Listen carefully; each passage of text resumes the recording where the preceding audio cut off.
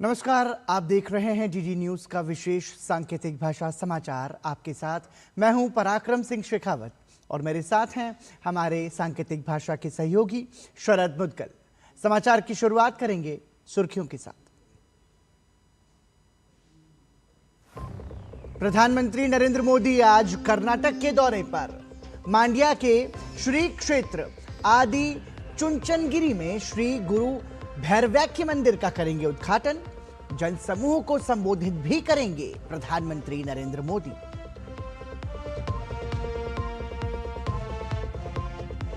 तमिलनाडु में चुनावी सरगर्मी तेज। प्रधानमंत्री मोदी का नागरकोइल में रोड शो आज। कांग्रेस में रार।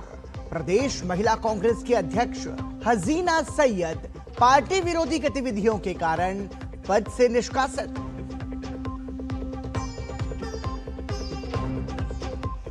पश्चिम बंगाल में भाजपा की ताबड़तोड़ रैलियां। गृह मंत्री अमित शाह की दार्जिलिंग, तूफानगंज समेत 4 जगहों पर तूफानी जनसभा। निर्मला सीतारमण और स्मृति ईरानी भी करेंगी धुआंधार प्रचार। टीएमसी ने भी प्रचार में झोंकी पूरी ताकत। ममता की सिलीगुड़ी में चुनावी रैली।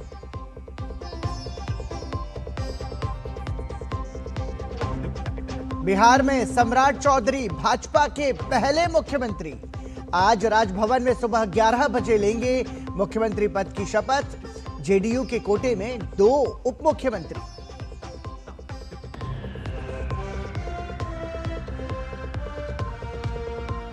राष्ट्रपति ट्रंप ने प्रधानमंत्री मोदी से फोन पर की बात। द्विपक्षीय सहयोग में हुई महत्वपूर्ण प्रगति की समीक्षा। पश्चिम एशिया की स्थिति पर चर्चा। हॉर्मुज स्ट्रेट को खुला और सुरक्षित रखने के महत्व पर जोर।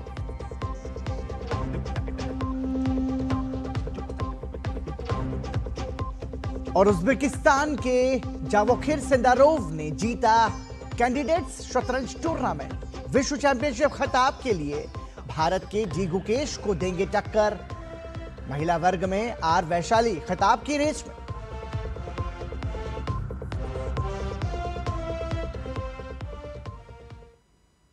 और सुर्खियों के बाद आइए खबरों पर नजर डालते हैं विस्तार से। प्रधानमंत्री नरेंद्र मोदी आज कर्नाटक का दौरा करेंगे। प्रधानमंत्री लगभग 11 बजे मांड्या जिले के श्री क्षेत्र आदि चुंचनगिरी में श्री गुरु भैरवैक्य मंदिर का लोकार्पण करेंगे और गोरक्षनाथ स्थित सिद्ध सिद्धांत पद्धति ग्रंथ का लोकार्पण भी करेंगे। इस अवसर पर प्रधानमंत्री उपस्थित जनसमूह को संबोधित भी करेंगे। श्री गुरु भैरवैक्य मंदिर केवल पत्थरों से बना एक स्मारक नहीं बल्कि एक जीवंत पवित्र धाम है।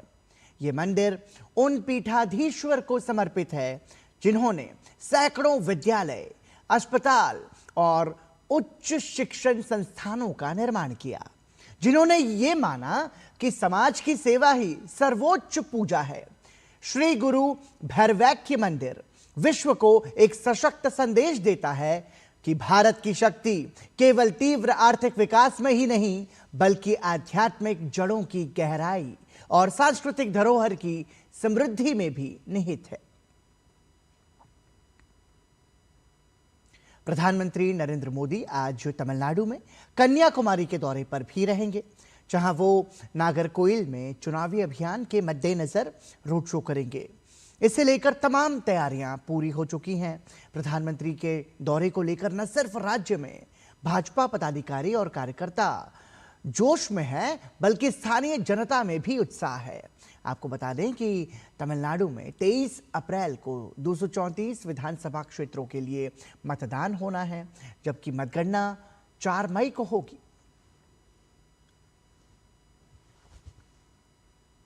और चुनावी सरगर्मी के बीच कांग्रेस में उठापटक नजर आ रही है।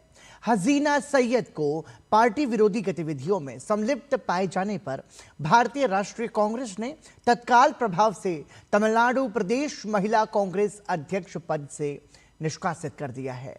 पार्टी की ओर से जारी बयान में अनुशासन बनाए रखने पर जोर दिया गया है। पश्चिम बंगाल में आगामी विधानसभा चुनावों को लेकर प्रचार जोरों पर है। आज केंद्रीय गृह और सहकारिता मंत्री अमित शाह राज्य के विभिन्न विधानसभाओं में जनसभाओं को संबोधित करेंगे। उनका पहला कार्यक्रम दार्जिलिंग और कुर्सियांग विधानसभा क्षेत्र में होगा, जहां वो स्थानीय मतदाताओं से सीधे संवाद करेंगे। इसके बाद गृह मंत्री राजगंज और जलपाईगुड़ी विधानसभा क्षेत्रों में जनसभाएं करेंगे। अमित शाह का ये दौरा अलीपुरद्वार तक जारी रहेगा, जहां वो फालाकाटा और मदारीहाट के मतदाताओं को भी संबोधित करेंगे। इसके बाद गृह मंत्री अमित शाह कूच बिहार में भी एक जनसभा को संबोधित करेंगे।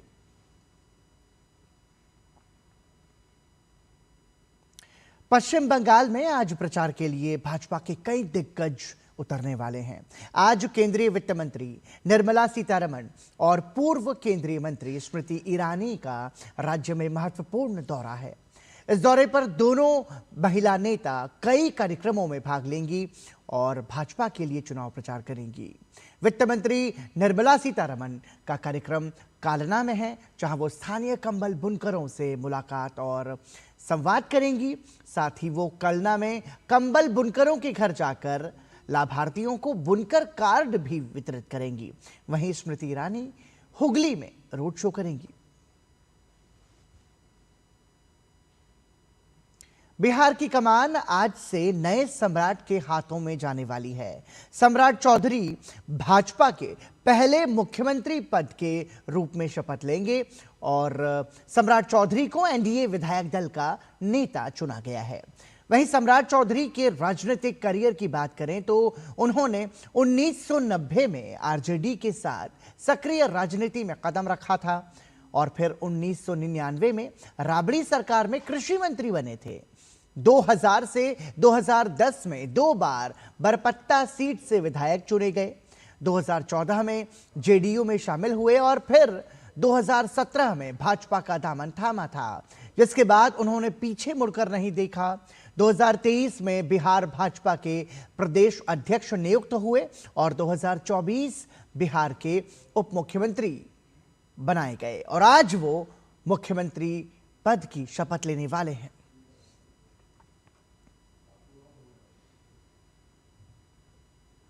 इससे पहले कल जेडीयू के राष्ट्रीय अध्यक्ष नीतीश कुमार के मुख्यमंत्री पद से इस्तीफा दिए जाने के बाद सम्राट चौधरी को एनडीए और भाजपा विधायक दल का नेता चुन लिया गया।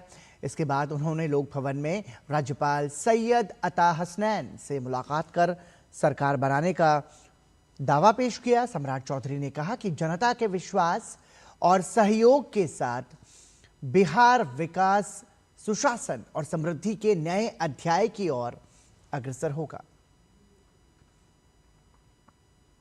अमेरिका के राष्ट्रपति डोनाल्ड ट्रंप ने प्रधानमंत्री नरेंद्र मोदी से फोन पर बातचीत की। दोनों नेताओं ने पश्चिम एशिया की स्थिति के संदर्भ में हॉर्मुज जल डमरू मध्य को खुला और सुरक्षित रखने के महत्व पर बल दिया।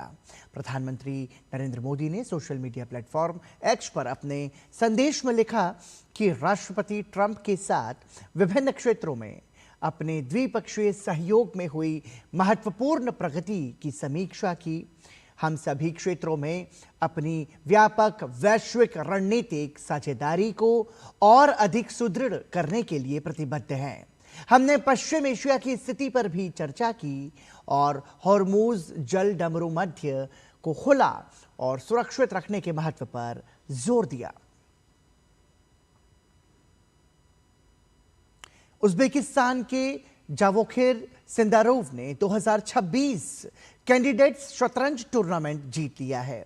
इस जीत के बाद अब वो इस साल के आखिर में विश्व चैंपियनशिप खिताब के लिए भारत के डी गुकेश को टक्कर देंगे। 20 वर्ष के सिंदारोव ने 13वें दौर में नीदरलैंड्स के अनीश गिरी से ड्रॉ खेलकर एक दौर बाकी रहते जीत हासिल की। वो पूरे टूर्नामेंट में अपराजेय रहे। 18 वर्ष के गुकेश दिसंबर 2024 में सबसे कम उम्र के विश्व शतरंज चैंपियन बने थे, जिन्होंने सिंगापुर में चीन के डेंग लुरेन को हराया था। गुकेश और सिंदारोव के बीच विश्व चैंपियनशिप मैच इतनी कम उम्र में 2 खिलाड़ियों के बीच पहला खिताबी मुकाबला होगा। और महिला वर्ग में खिताब की जंग रोमांचक हो गई है। भारतीय ग्रैंडमास्टर आर वैशाली ने चीन की झोंगी तान से ड्रॉ खेलकर महिला कैंडिडेट्स शतरंज टूर्नामेंट खिताब की दौड़ में अभी भी अपनी जगह बनाई हुई है। कजाकिस्तान की बीबीसेरा आसायुबायेवा ने यूक्रेन की अन्ना मुजिचुक को हराकर खिताबी मुकाबला रोमांचक बना दिया है। महिला वर्ग में वैशाली और असायुबायेवा के 7.5 अंक हैं। वैशाली को 14वें और आखिर दौर में कैटरीना लाग्नो से उन्हें खेलना है, जबकि असायुबायेवा का सामना दिव्या देशमुख से होगा। और इसी के साथ ही डीडी न्यूज़ के विशेष सांकेतिक भाषा समाचार में अभी के लिए इतना ही। मुझे और हमारे सांकेतिक भाषा के सहयोगी शरद मुद्गल को दीजिए अनुमति। नमस्कार।